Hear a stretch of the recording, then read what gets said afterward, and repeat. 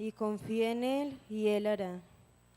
Con la ayuda del Señor quisiera hablarles acerca de la voluntad de Dios en nuestras vidas. Hay un texto que quisiera que viéramos, es el Salmo 40, versículo 8.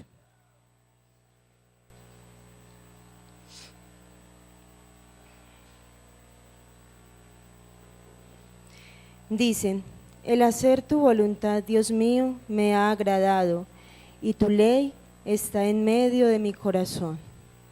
Si usted observa con detalle este verso, liga directamente la voluntad de Dios a la palabra. ¿Esto por qué lo hace? Porque la palabra del Señor es más que un libro aburrido que contiene historias aburridas. La palabra del Señor es como el manual, donde el Señor le muestra su voluntad al ser humano para que éste la pueda cumplir. ¿Cómo vamos nosotros a obedecer la voluntad del Señor si no la conocemos? Y la única manera de conocer la voluntad de Dios en nuestra vida es por medio de la palabra del Señor. Es por eso que es tan importante el estudio de la palabra del Señor que nosotros hacemos diariamente. Miremos por favor el Salmo 143, el versículo 10.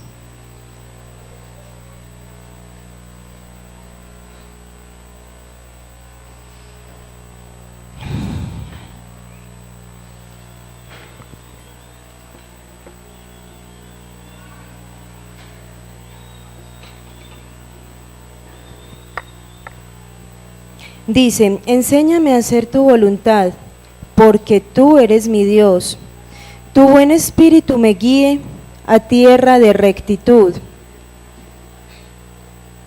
Ahora preste atención a este.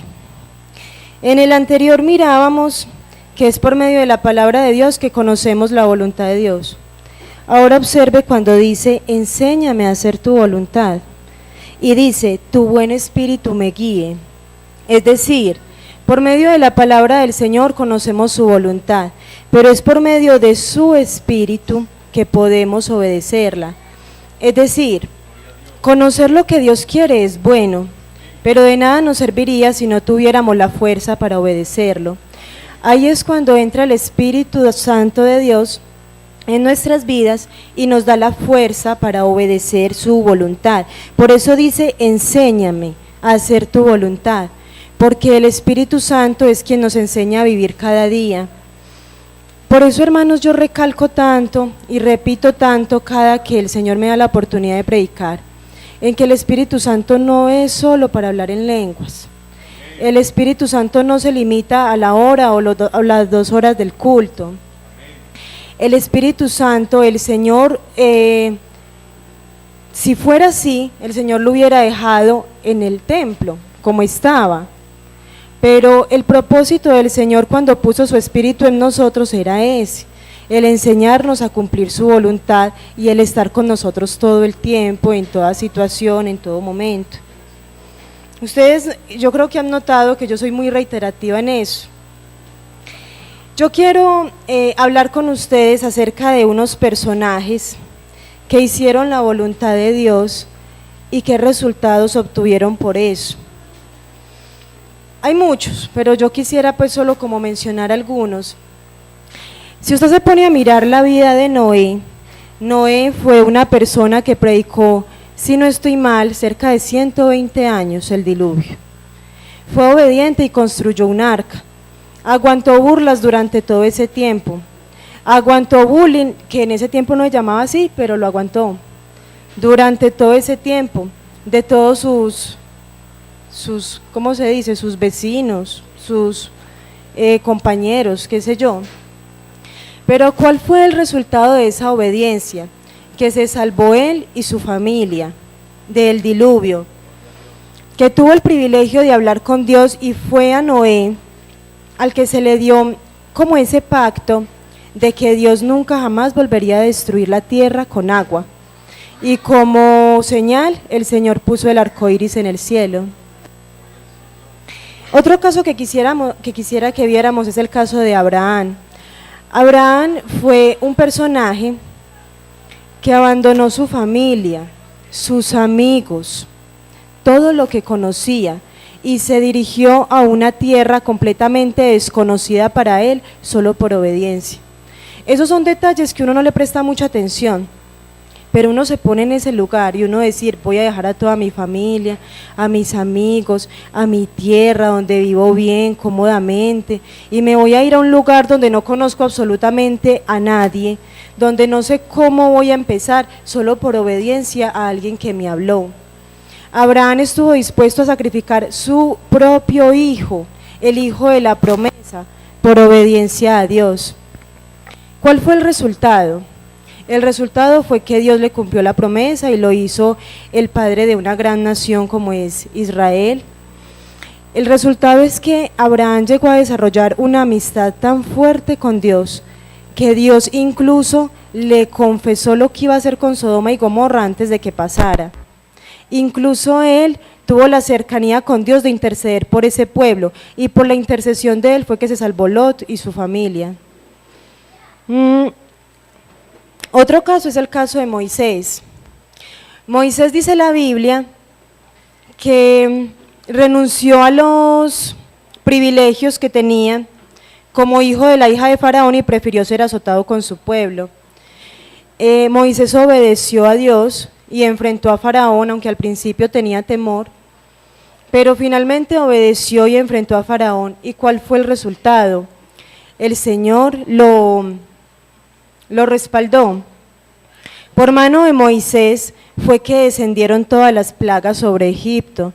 Por mano de Moisés fue que Dios abrió el mar rojo, llovió el maná del cielo, descendió agua de la peña, la nube de día, la columna de fuego en la noche, trajes y zapatos que nunca se acabaron, vio las espaldas de Dios, recibió de su propia mano las tablas de la ley. Llegó también a desarrollar una amistad muy fuerte con Dios, hasta el punto que fue por la intercesión de Moisés y más de una vez que Dios no destruyó el pueblo de Israel. Otro caso es el caso de Daniel.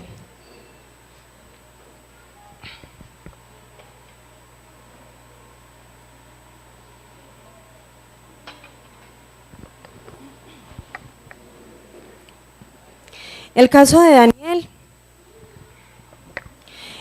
de Daniel es impactante porque dice que él propuso en su corazón no contaminarse, pero eso no significaba solo la comida, eso se ampliaba más allá.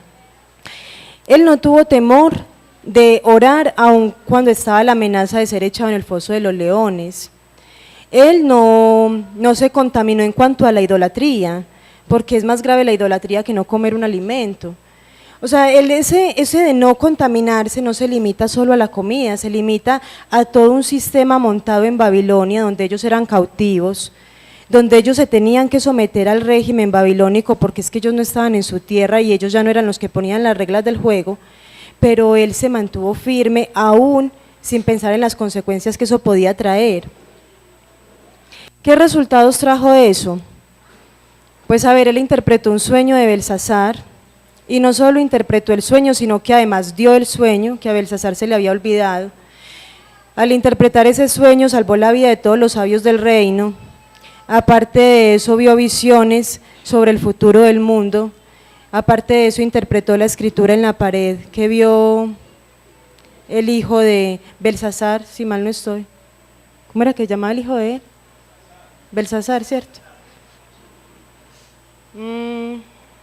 No, bueno, sí, yo sé que el papá fue Nabucodonosor y el hijo Belsasar, o al revés, o algo así.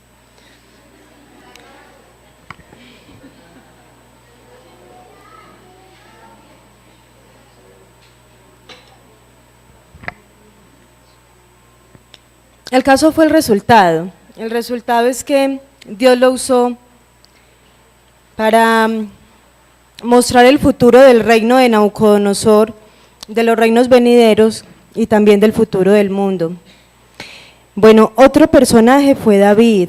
Yo me quiero centrar un poquito en David porque David atravesó dos etapas que para mí son muy complicadas. La primera, tuvo la fe de enfrentar a Goliat Y la segunda es que tuvo la calma y la paciencia suficiente para esperar a que Dios le hiciera justicia, aun cuando Saúl lo estaba persiguiendo y hasta fue desterrado injustamente.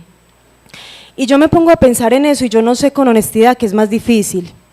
Si usted tener la fe de enfrentar a un gigante que usted sabe que lo puede matar y lo puede hacer trizas, o tener que aguantar pacientemente durante años que alguien lo humille y lo pisotee injustamente y usted quieto y sin defenderse y esperando que Dios lo defienda. No me parece fácil de verdad ninguna de las dos situaciones. Pero ¿cuál fue el resultado de él aguardar la voluntad de Dios? Durante el reinado de David pasaron cosas muy importantes, como cuáles: que volvió el arca a Jerusalén, que se unieron las 12 tribus de Israel, que Jerusalén fue nombrada capital, si no estoy mal. Durante el reinado de David se empezaron a hacer los preparativos para la construcción del templo.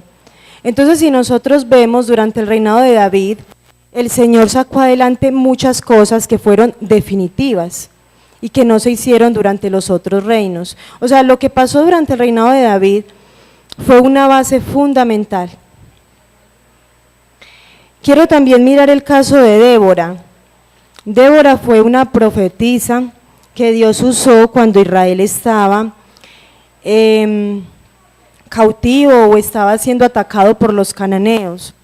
¿Por qué quiero resaltar el caso de esta mujer? Porque Israel siempre ha sido un pueblo machista, aún hoy en día. Yo no creo que haya sido fácil para esta mujer dejarse usar por Dios en un pueblo donde las mujeres ni siquiera tienen acceso a los rituales, mucho menos van a tener voz y voto en algo político o las van a escuchar como profetisas. Pero bueno, Dios usó a esta mujer y ella se dejó usar aún bajo todo el machismo de la época, y Dios usó a esta mujer para que Barak liberara al pueblo de Israel de los cananeos. Otro que quiero ver es Pablo. Pablo fue un hombre que dice la Biblia que desechó todo lo que tenía, y él tenía una posición, tenía unos estudios, se dice que sabía aproximadamente 4 idiomas, tenía educación de filosofía, de teología, creo que también mercantil. Era un hombre muy preparado y que tenía una posición muy alta dentro de su pueblo, y tenía una posición muy alta en lo que él hacía, pero usted luego lo ve diciendo que él todo eso lo tiene por basura, por amor de Jesucristo. ¿Qué resultado le trajo a él eso? A ver, hermanos, pues sin desmeritar la obra de los otros apóstoles, se podría decir que el apóstol que más empujó la obra misionera fue Pablo. Incluso hasta hoy en día se conoce como el apóstol de los gentiles. Predicó en Asia Menor, predicó en Grecia, predicó en muchas partes. Y otra cosa que se le atribuye a Pablo es el fundamento de la doctrina de la iglesia. Es decir, ningún otro apóstol ahondó tanto en la doctrina de la iglesia como Pablo. Pablo, el Señor Jesucristo, por medio de Pablo, fue que estableció la doctrina de la iglesia, que es por la que nos conducimos hasta hoy en día. El último ejemplo, y el que más grande me parece, de hacer la voluntad de Dios, lo vemos en Jesús. El Señor Jesús vino acá con un propósito, que fue el de salvarnos. Pero él en su humanidad sintió miedo, sintió frío, sintió hambre, sintió angustia. Y en esa noche de angustia antes de ser crucificado, él hace una oración, que esa sí quiero que la miremos, en Lucas 22:42.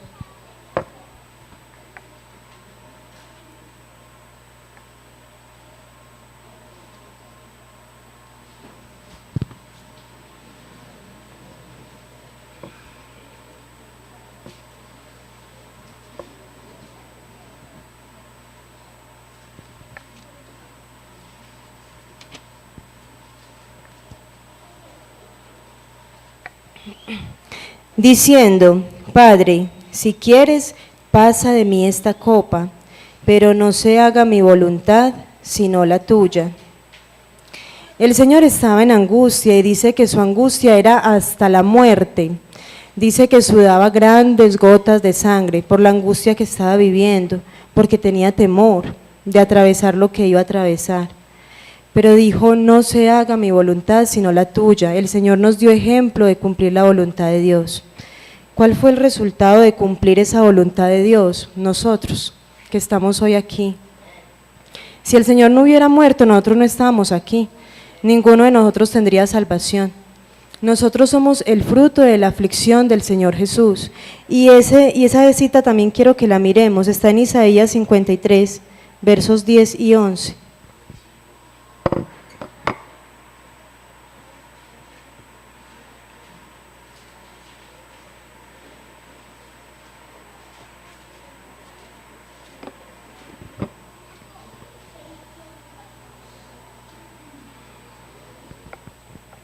Con todo esto, Jehová quiso quebrantarlo sujetándole a padecimiento. Cuando haya puesto su vida en expiación por el pecado, verá linaje, vivirá por largos días, y la voluntad de Jehová será en su mano prosperada. Verá el fruto de la aflicción de su alma y quedará satisfecho. Por su conocimiento justificará mi siervo a muchos y llevará las iniquidades de ellos. Nosotros somos el fruto de la aflicción del Señor Jesús, somos el fruto de su obediencia. Y Él cuando nos ve se siente satisfecho. Dice, valió la pena.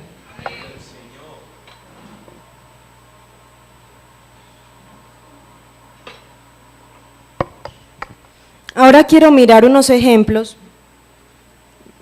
de unos personajes que no hicieron la voluntad de Dios y cuáles fueron las consecuencias. Los primeros, Adán y Eva. ¿Qué hicieron Adán y Eva? Desobedecieron y comieron del fruto de la ciencia del bien y del mal que el Señor les dijo que no comieran. ¿Qué consecuencias trajo eso? Casi nada. Perdimos la inmortalidad. Entró el pecado al mundo. Con el pecado entró la muerte física y espiritual. Se perdió la comunión con Dios. Fueron expulsados del paraíso, etcétera, etcétera, etcétera. Entró el dolor, porque antes todo era sin dolor. Otro, Caín. ¿Qué hizo Caín? La Biblia dice que presentó una ofrenda que no fue agradable al Señor. La Biblia no dice por qué no fue agradable, entonces yo menos. Y dice que luego por envidia mató a su hermano.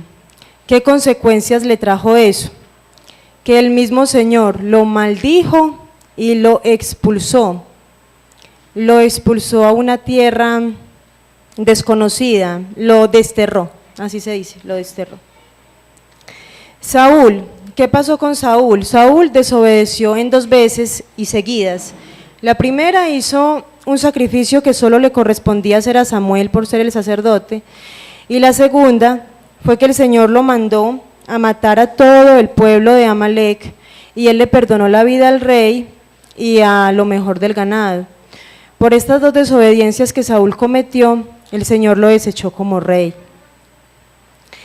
Y el último ejemplo que quiero que veamos de desobediencia es el que no podía faltar, el pueblo de Israel.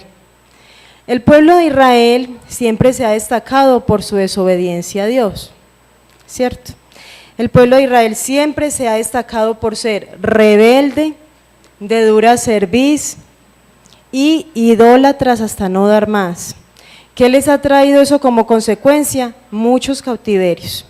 Solo por mencionarles algunos: cautiverio asirio, babilónico, persa, romano. Solo por mencionarles algunos. Guerras han atravesado muchas. Después de la muerte del Señor también han atravesado muchas cosas. Inclusive pues esto de la persecución de Hitler y todo eso. Bueno, ¿por qué quise hacer este recuento de estos personajes? Porque quiero que ustedes se enfoquen no tanto en los personajes, por eso el recuento fue más bien como rápido, antes de seguir con la predicación. Lo que quiero que se enfoquen es que Dios no deja avergonzado al que hace su voluntad. Dios no deja tirado en carretera al que le obedece. Si el Señor a usted lo manda a hacer algo, vaya tranquilo que el Señor lo respalda. Ahora, no por amenazar ni nada de eso. El que no hace la voluntad de Dios y desobedece también tiene una consecuencia. Aunque al Señor no se le obedece pues por temor, ni mucho menos, sino que también tiene una consecuencia. Es algo inevitable, hermanos. Es algo inevitable. Bueno, entonces ahora sí, vamos a continuar.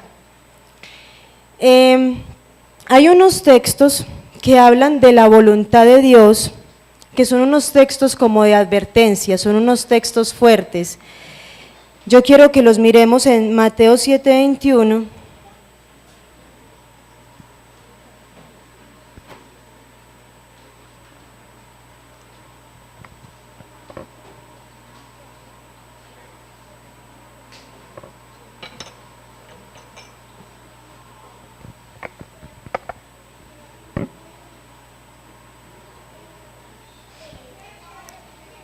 No todo el que me dice Señor, Señor, entrará en el reino de los cielos, sino el que hace la voluntad de mi Padre que está en los cielos.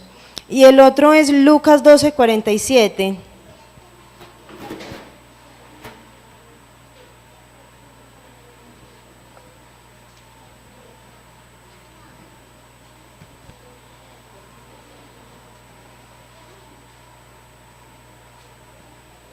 Aquel siervo que conociendo la voluntad de su Señor no se preparó, ni hizo conforme a su voluntad, recibirá muchos azotes.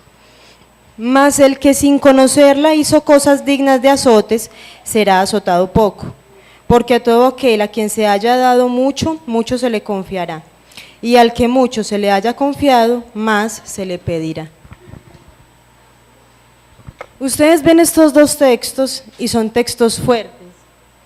Son textos como diciéndolo un buen antioqueño, como de amenaza. Es verdad, ¿cierto? Es verdad que el siervo que no hace la voluntad de su Señor recibe muchos azotes. Y es verdad que el que no hace la voluntad de Dios no irá al cielo. Pero hermanos, como yo les decía ahorita, no es por temor que nosotros seguimos al Señor. Usted sabe que si nosotros no tenemos excusa, porque nosotros ya no estamos en las tinieblas, el Señor ya nos sacó de las tinieblas a su luz admirable, nos tiene en la iglesia, nos alimenta con su palabra, nos llena con su Santo Espíritu. Nosotros no tenemos excusa. Por eso dice la Biblia, al que mucho se le ha dado, mucho se le exigirá también. Pero el punto ¿cuál es, hermanos? El punto es que al Señor no se le obedece por temor, sino por amor. Yo les digo una cosa, o bueno, les pregunto más bien, ¿ustedes creen que los cristianos que fueron mártires entregaron sus vidas por temor o por amor? Personas que, hermanos, fueron devoradas en un coliseo romano por fieras, fueron quemadas vivas, fueron torturadas y fueron sometidas a muertes horribles, y lo hicieron porque se enamoraron de verdad profundamente del Señor, no porque tenían temor. Aunque estos textos inspiran cierto temor, ¿qué es lo que tiene de contraproducente el temor?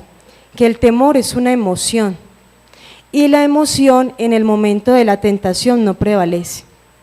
El amor no es una emoción, el amor es un sentimiento más real. Fue el amor lo que movió al Señor Jesús a morir por nosotros. Eso quiere decir que el amor es un sentimiento mucho más fuerte que el temor.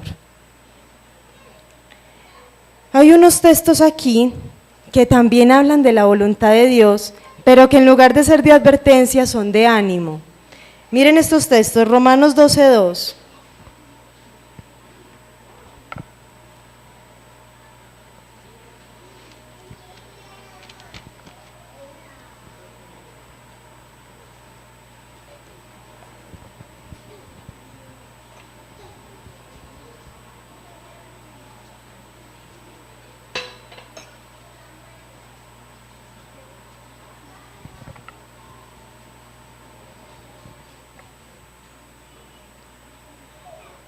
No os conforméis a este siglo, sino transformados por medio de la renovación de vuestro entendimiento, para que comprobéis cuál sea la buena voluntad de Dios, agradable y perfecta. En este verso nos vamos a detener un poquito. Dice, no os conforméis a este siglo. Este siglo está haciendo mucho auge en la moda, la belleza, el maquillaje, el glamour. Ay, no, el glamour del protocolo. Ay, yo no le quiero hacer mala fama, no, a la charla dentro de 8 días, ay, qué pena. Hace mucho auge en la belleza, en el dinero, en la fama. Ustedes ven, y hoy en día el dinero y el poder están por encima de todo. Si hay que acabar con vidas humanas, si hay que acabar con la naturaleza, si hay que acabar con los animales, eso no les importa, hermanos. Pero lo más importante en este momento es el poder, el dinero, la fama, la belleza. Vea, yo una vez veía a una compañera en mi trabajo, me decía, vení, mira, y entonces yo fui, ¿y sabe qué era lo que me tenía que mostrar? Una mujer espantosa, que con maquillaje quedó hermosa. Muchachos, pues que yo no sé cómo lo hace. Y uno la ve y uno dice, no, es que es increíble. Uno porque jamás en la vida se supo maquillar. Pero, hermanos, es que ustedes tienen que ver para que me crean. Y uno dice, es que hacen milagros con esos maquillajes. Y se maquillan bien, pero eso es lo que está ahora, la belleza. Y si se tiene que morir de hambre, muérase de hambre, pero usted tiene que estar delgada y camine como ellos y peínese como ellos y hable como ellos y coma como ellos y vístase como ellos y todo es así. Pero nosotros, nuestra prioridad no es esa. Nuestra prioridad es el Señor Jesús y nuestra meta es el cielo. La otra parte del versículo dice,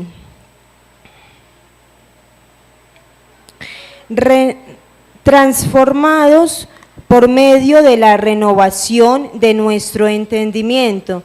¿Qué quiere decir esa otra parte? Esa otra parte quiere decir que la transformación viene es por la renovación del entendimiento.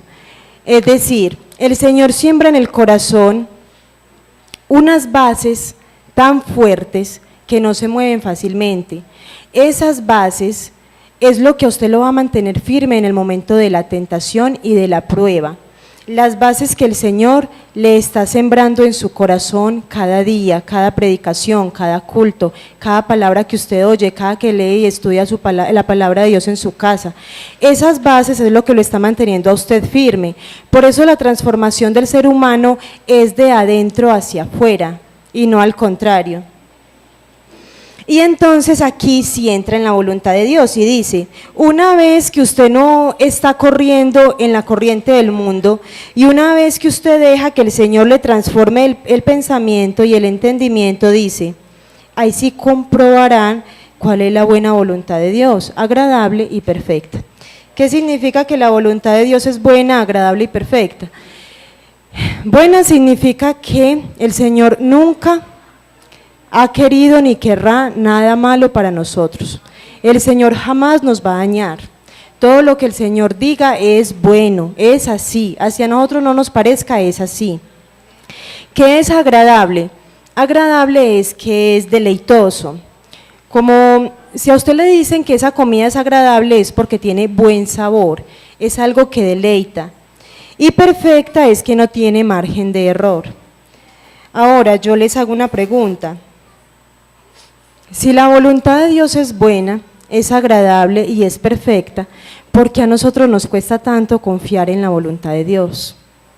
Porque a nosotros a veces se nos pasa por alto o no le entregamos a Él todos nuestros proyectos, todas nuestras decisiones, todos nuestros problemas, todos nuestros proyectos. ¿Por qué no lo hacemos? Puede ser porque tal vez pensamos que lo que nosotros hacemos es mejor o que podemos solos. O también puede ser porque cuando el Señor nos muestra su voluntad y es contraria a la de nosotros, creemos que fue el Señor el que se equivocó. Pero no es así, hermanos.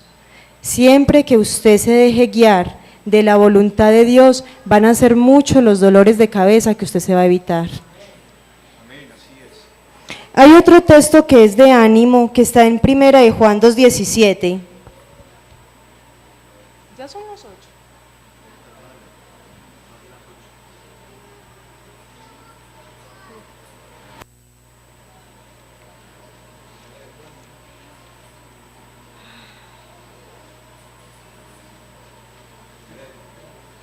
Primera de Juan 2:17.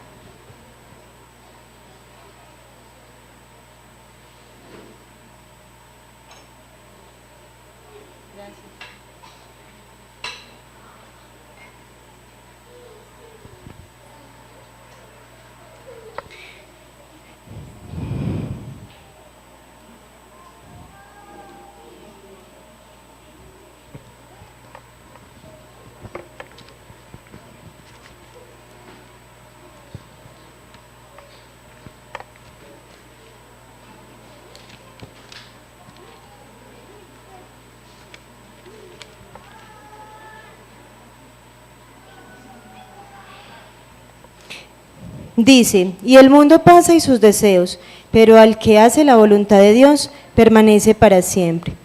Observe usted que este texto dice exactamente lo mismo que el primero que vimos, pero lo dice desde otra perspectiva.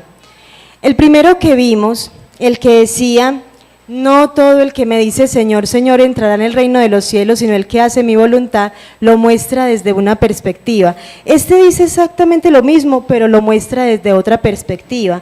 Cuando dice el mundo pasa y sus deseos, pero el que hace la voluntad de Dios permanece para siempre, no muestra la voluntad de Dios como que si usted no lo hace se va para el infierno, sino que muestra la voluntad de Dios como algo que paga y paga muy bien.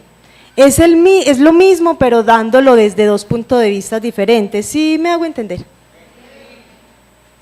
Entonces es la misma voluntad de Dios, pero lo hablas como desde el punto de ánimo. Hermanos, ya son las 8. No sé si continuar o si dejar hasta aquí, no sé. Ustedes me dirán.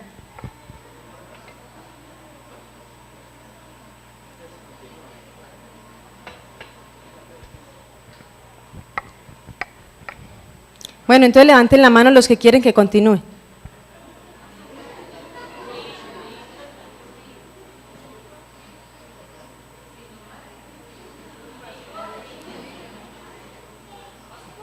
No, yo no estoy viendo manos levantadas, hermanos. Bueno, entonces voy a tratar de no demorarme mucho, igual falta poco. La voluntad de Dios también menciona unos textos que son más prácticos, más como para la vida cotidiana. Hay uno que está en 2 de Pedro 2. No, es Primera de Pedro 2.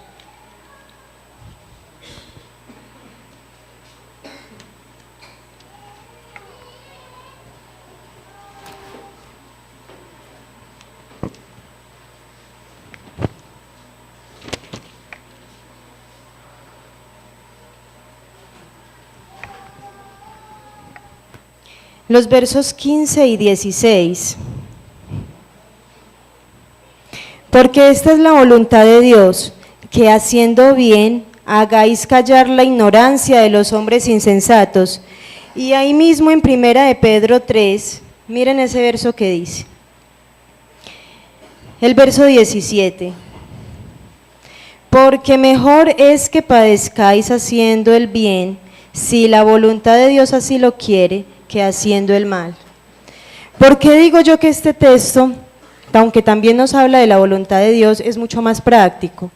Porque en la vida cotidiana no falta el que le atormenta a uno la vida, ya sea en el trabajo, o ya sea un vecino, o un familiar, o qué sé yo, pero no ha de faltar el que lo está humillando a uno, lo está gritando, lo está tratando mal.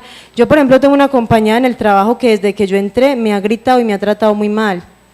Yo la evito lo más que puedo, hermanos. Les confieso que me rezo todo lo que sea antes de llamar. porque me ha tratado tan mal que yo la evito lo más que puedo. Y yo no me voy a poner a pelear con ella, porque yo pues tampoco es que sea peleona ni nada de eso, pero sí es muy aburridor que uno a toda hora le estén humillando, gritando, tratando mal, pisoteando. Pero ¿cuál es la voluntad de Dios? ¿Que nos enfrentemos con ellos o que nos igualemos? No. La Biblia dice que es pagando con el bien que los hombres insensatos son callados.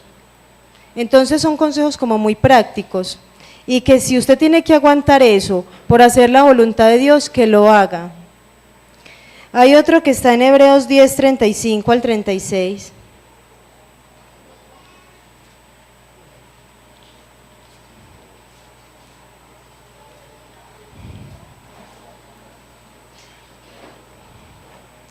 No perdáis pues vuestra confianza, que tiene grande galardón, porque os es necesaria la paciencia, para que habiendo hecho la voluntad de Dios, obtengáis la promesa.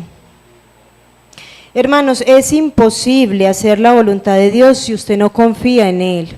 Usted no le va a confiar ni su vida, ni las decisiones más importantes de su vida a un ser en el que usted no confía. Lo primero que usted tiene que hacer es confiar en Dios y entregarse en las manos de Él, confiar que lo que Él hará con su vida será lo mejor. ¿Y por qué dice la paciencia? Porque los seres humanos queremos que todo sea ya, y con Dios a veces todo no es ya. Hay veces respuestas que se demoran un poquito más de lo que nosotros quisiéramos, y no hay nada que desespere más a un ser humano que esperar. Ahí es cuando la paciencia obra, para que nosotros aguardemos la respuesta del Señor. Hay un texto que está en primera de Juan 5:14.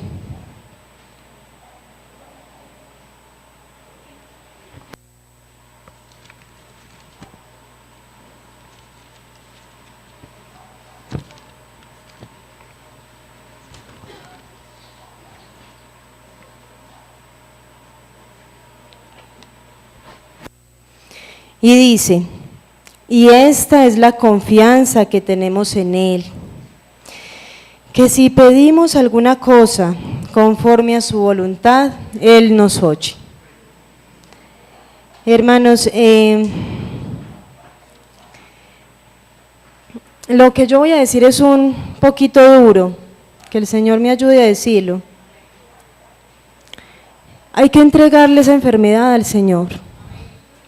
Hay que entregarle ese noviazgo al Señor, hay que entregarle ese negocio al Señor, hay que entregarle ese hijo o ese familiar al Señor. Usted no tome una decisión por su propia cuenta que le puede traer consecuencias de por vida, que le puede cambiar la vida para siempre. Perdónenme por lo que les voy a decir, pero yo ¿para qué quiero un trabajo si Dios no va a estar ahí conmigo? ¿Yo para qué quiero realizar un viaje donde Dios no me va a acompañar? ¿Yo para qué quiero unir mi vida en matrimonio con la persona equivocada? Perdónenme por lo que les voy a decir. ¿Yo para qué quiero un hijo si Dios tiene las razones por las que no me lo quiere dar? ¿Yo para qué quiero que Dios me sane si el Señor quiere que ya finalice mi carrera? Hermanos, perdónenme, por favor. El último verso que quiero que veamos está en Primera de Tesalonicenses 5:18.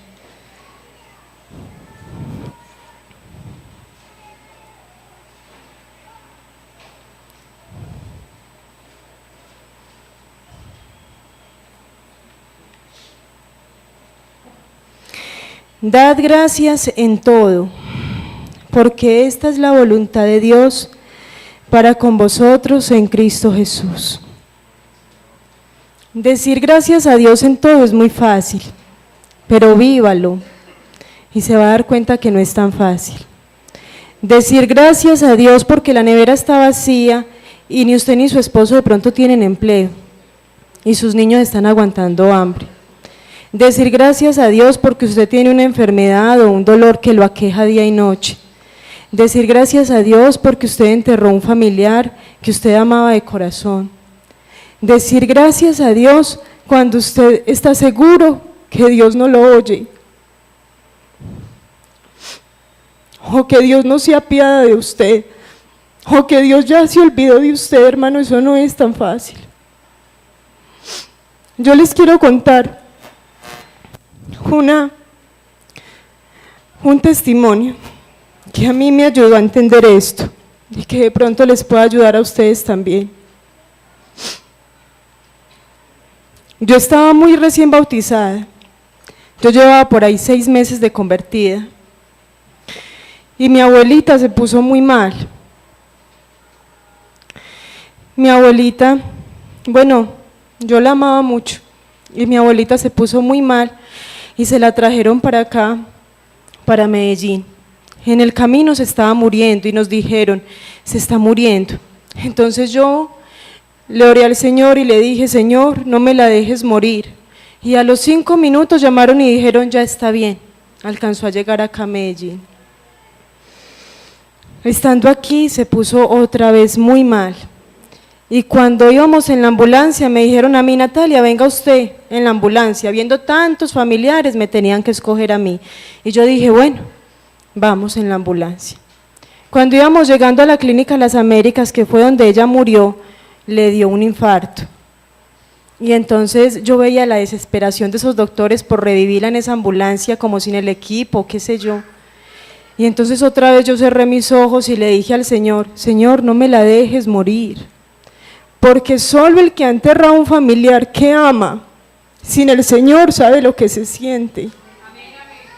Porque es que no es lo mismo, hermano, que usted entierre a su papá o a su mamá, o a su hijo o a su tío, que ya conoció al Señor, y usted sabe que le va a hacer falta, y va a recordar todos los momentos con esa persona, pero tiene una esperanza. ¿Cuál es la única esperanza que tengo yo y todos los que hemos enterrado a un familiar sin Cristo? Que el que lo va a juzgar, o el que la va a juzgar, es un Dios justo. Es la única esperanza que tenemos. Y entonces yo le decía, Señor, no me la dejes morir. Y otra vez. Y esos señores decían, pero ¿cómo llegó acá a la clínica Las Américas? En la clínica Las Américas le dio otro infarto y otra vez yo, Señor, no me la dejes morir. Y volvió. Y esos señores decían, pero ¿cómo vuelve esta señora? ¿Cómo? Y había un pensamiento que a mí me atormentaba desde que estábamos en Salucó, desde antes de montarme en esa ambulancia. Y ese pensamiento era, póngala en las manos de Dios, póngala en la voluntad de Dios, y yo no quería. Y yo rechazaba ese pensamiento y yo decía, Señor, no me la dejes morir, y otra vez revivía. Y ese pensamiento ahí me atormentaba, y me atormentaba. Y entonces lo hice. Cerré mis ojos y dije, Señor, que sea tu voluntad. Y habían tantos familiares ahí, con ella en la habitación, y me dijeron, Natalia, venga usted, acompáñela un momentico. Y cuando yo entré, me tocó presenciar ese aparatico que hace así, cuando hizo así, y se le detuvo el corazón. Y el último momento y el último suspiro de vida me tocó a mí. Y yo decía, Dios, ¿por qué es tan cruel? ¿Por qué me tenía que tocar a mí? Habiendo tantos familiares aquí.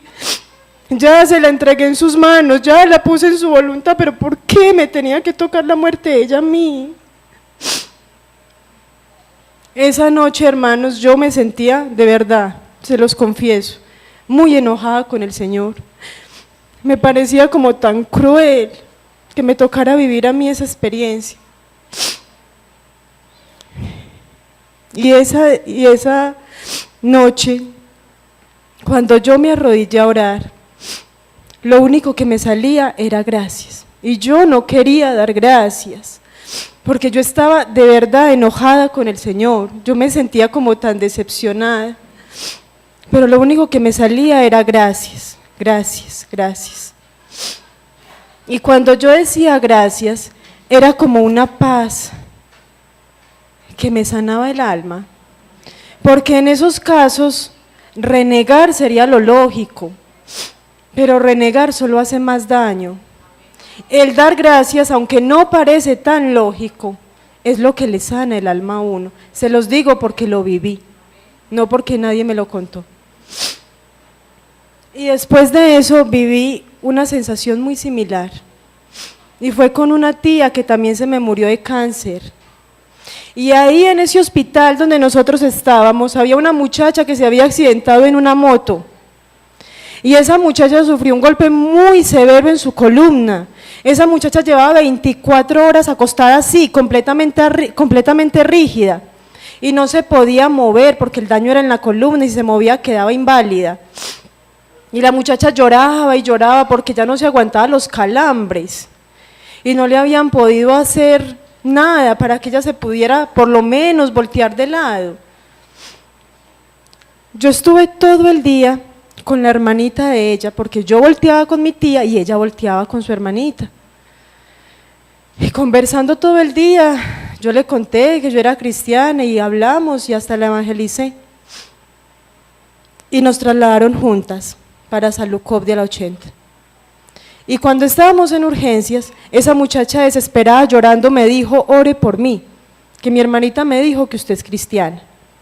Y yo no fui capaz de negármele, pues como viendo la desesperación en la que estaba esa muchacha. Y yo oré por ella, y hermanos, eso es que si fue una oración de 2 minutos, fue muy larga. Yo me acuerdo que yo cerré mis ojos y le dije al Señor, Señor, muéstrale a ella que tú eres real, que tú vives, que tú sanas. Y ya, en el nombre de Jesús, amén. Y me fui a seguir atendiendo a mi tía. Por ahí, en 10 minutos, yo casi me desmayo cuando vi a esa muchacha caminando. Hermanos, y venía con la hermanita, y me abrazaba y me decía, Dios la bendiga, el Señor me sanó. Y yo, bueno, qué bueno, la gloria sea para el Señor. Y les voy a confesar una cosa. A mí, que Dios me hubiera usado para sanar a esa muchacha, no se me convirtió en una bendición, sino en una lucha. ¿Por qué? Porque yo vi morir mi tía hasta el final, porque murió de un cáncer cerebral que fue supremamente tortuoso, que la dejó vuelta a nada. Y yo oraba y oraba y oraba para que el Señor sanara a mi tía, y no fue una oración de 2 minutos como por esa chica. Yo iba a los cultos en Abejorral y a mí los cultos no me alcanzaban, yo oraba desde que empezaba el culto hasta que se terminaba, y para mí esos cultos eran tan corticos, y yo oraba y le leía la Biblia y oraba, y yo era, Señor, sánemela, y me llegaba ese pensamiento de esa muchacha, y yo lo rechazaba, porque para mí no era una bendición, y volvió ese sentimiento. Y otra vez yo dije, el Señor tan cruel, me usa para sanar a una muchacha y me toca ver a mí todo el proceso de mi tía hasta el final otra vez. ¿Qué me enseñó eso, hermanos? Me enseñó que Dios me ama, aunque no haga lo que yo quiero. Me enseñó que Dios está conmigo, aunque yo a veces no entienda las decisiones que Él toma. Me enseñó que la voluntad de Dios está por encima de la mía. Eso me enseñó algo que de pronto a ustedes les puede servir en esta noche. La voluntad de Dios es buena, agradable y perfecta. Así usted no la entienda, así usted no la acepte, así usted piensa que su decisión era mejor que la de Dios. Confiemos en Él. A veces pasará lo que queremos y otras veces pasará lo que tememos, pero aún así, gracias a Dios por todo. Aún así, que sea bienvenida su voluntad en nuestras vidas, y aún así el Señor nos ama y nosotros lo amamos a Él. Así no siempre sean las cosas como nosotros quisiéramos que fueran. Yo los voy a invitar a que estén en pie.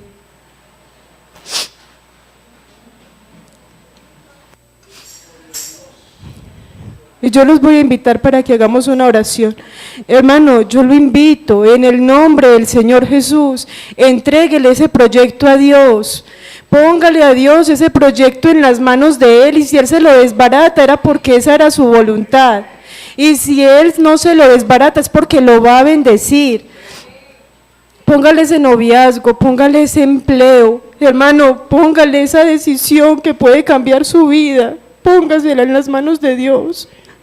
Y el Señor lo va a bendecir. Y el Señor lo va a sacar adelante.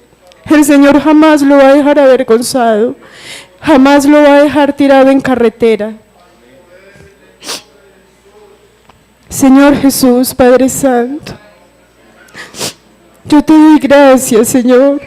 Yo te doy gracias por tu amor, por tu misericordia, por tu palabra. Yo te doy gracias, Señor, por cada proceso con el que has pulido mi vida. Yo te doy gracias, Señor, por cada decisión que has guiado, por cada error que me has impedido cometer. Yo te doy gracias, Señor, porque nunca me has dejado defraudada, porque así muchas veces no haya sido lo que yo pensaba o lo que yo quería. Tu voluntad siempre me ha sacado adelante. Yo pongo en tus manos, Señor, cada proyecto, cada propósito, cada decisión. Yo la pongo en tus manos, mi Jesús, porque solo tú sabes qué es lo mejor para nosotros, porque en tus manos estamos confiados, Señor, porque tú llevarás nuestra vida al cielo, a gozar de tu presencia para siempre. Ayúdanos, Señor, a confiar en ti de todo corazón. Ayúdanos, Jesús, a entregar nuestras vidas en tus manos sin prejuicios, sin preguntas, sin reclamos, sin dudas. En ninguna parte estarán mejor nuestras vidas que en tus manos, Señor.